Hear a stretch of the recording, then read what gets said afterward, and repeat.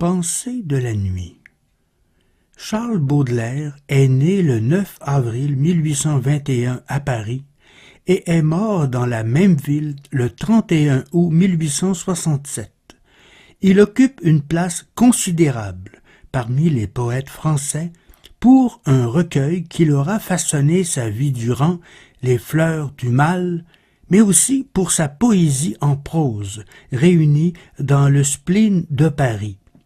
Il est aussi un grand critique d'art, avec ses fameux salons où il prendra la défense de Delacroix, un théoricien du dandysme et un défenseur de la musique de Wagner, et imprimera définitivement sa marque dans la poésie française.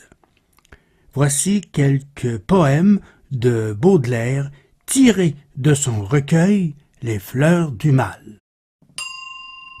Châtiment de l'orgueil. En ces temps merveilleux où la théologie fleurit avec plus de sève et d'énergie, on raconte qu'un jour, un docteur des plus grands, après avoir forcé les cœurs indifférents, les avoir remués dans leur profondeur noire, après avoir franchi vers les célestes gloires des chemins singuliers à lui-même inconnus, où les purs esprits seuls peut-être étaient venus. Comme un homme monté trop haut, pris de panique, s'écria transporté d'un orgueil satanique. Jésus, petit Jésus, je t'ai poussé bien haut, mais si j'ai voulu t'attaquer aux défauts de l'armure, ta honte égalerait ta gloire, et tu ne serais plus qu'un fœtus dérisoire. Immédiatement, sa raison s'en alla. L'éclat de ce soleil d'un crêpe se voila.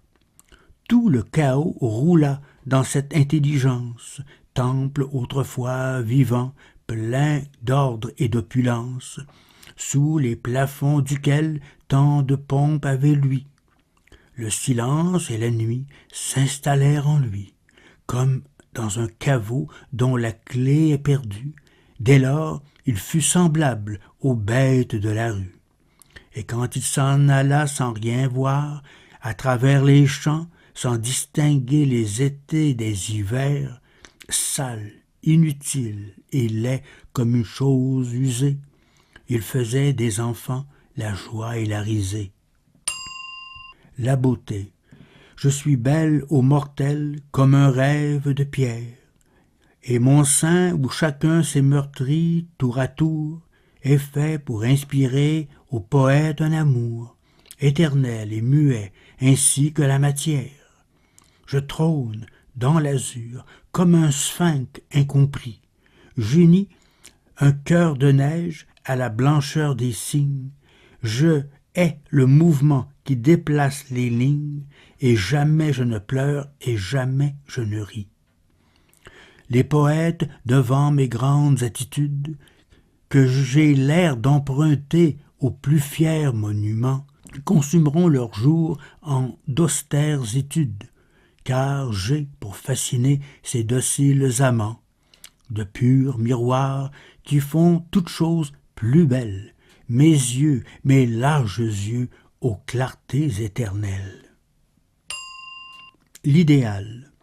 Ce ne seront jamais ces beautés de vignettes, produits avariés, nés d'un siècle vaurien, ces pieds à brodequins, ces doigts à castagnettes, qui sauront satisfaire un cœur comme le mien.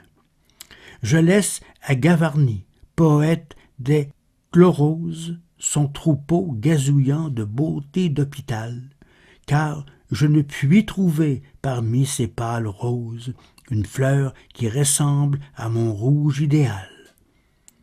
Ce qu'il faut à ce cœur profond comme un abîme, c'est vous, Lady Macbeth, âme puissante au crime, rêve d'Échille, éclos au climat des automnes.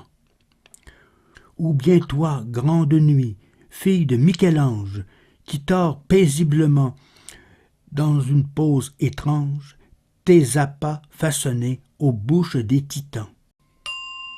La géante, du temps que la nature, en sa verve puissante, concevait chaque jour des enfants monstrueux, j'eusse aimé vivre auprès d'une jeune géante, comme au pied d'une reine, un chat voluptueux.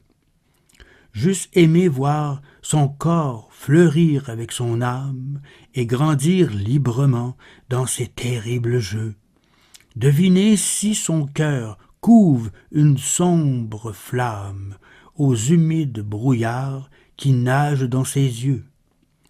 Parcourir à loisir ses magnifiques formes, ramper sur le versant de ses genoux énormes, et parfois en été, quand les soleils malsains, las, la font s'étendre à travers la campagne, dormir nonchalamment à l'ombre de ses seins, comme un hameau paisible au pied d'une montagne. Le masque. Contemplons ce trésor de grâce florentine, dans l'ondulation de ce corps musculeux, l'élégance et la force abondent, sœur divine. Cette femme, morceau vraiment miraculeux, divinement robuste, adorablement mince, est faite pour trôner sur des lits somptueux et charmer les loisirs d'un pontife ou d'un prince. Aussi, vois ce sourire fin et voluptueux, où la fatuité promène son extase, ce long regard sournois, langoureux et moqueur, ce visage mignard, tout encadré de gaze, dont chaque trait nous dit avec un air vainqueur « La volupté m'appelle et l'amour me couronne ». À cet être doué de tant de majesté, vois quel charme excitant la gentillesse donne. Approchons et tournons autour de sa beauté.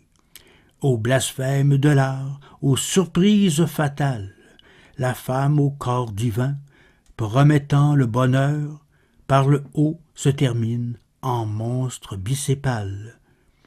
Mais non, ce n'est qu'un masque, un décor suborneur. Ce visage éclairé d'une exquise grimace, et regarde, voici crispée atrocement, la véritable tête et la sincère face, renversée à l'abri de la face qui ment. Pauvre grande beauté, le magnifique fleuve de tes pleurs aboutit dans mon cœur soucieux. Ton mensonge m'enivre et mon âme s'abreuve au flot que la douleur fait jaillir de tes yeux. Mais pourquoi pleure-t-elle, elle, beauté parfaite, qui mettrait à ses pieds le genre humain vaincu? Quel mal mystérieux ronge son flanc d'athlète? Elle pleure insensée parce qu'elle a vécu et parce qu'elle vit. Mais ce qu'elle déplore, surtout ce qui la fait frémir jusqu'aux genoux, c'est que demain, hélas, il faudra vivre encore, demain, après-demain et toujours, comme nous. Vous avez entendu ce soir quelques poèmes du poète français Charles Baudelaire tirés de son recueil Les Fleurs du Mal. Lecteur, montage et réalisation Carole Gagnon de Hameaux découverts à Québec en collaboration avec cliqueportneuf.tv.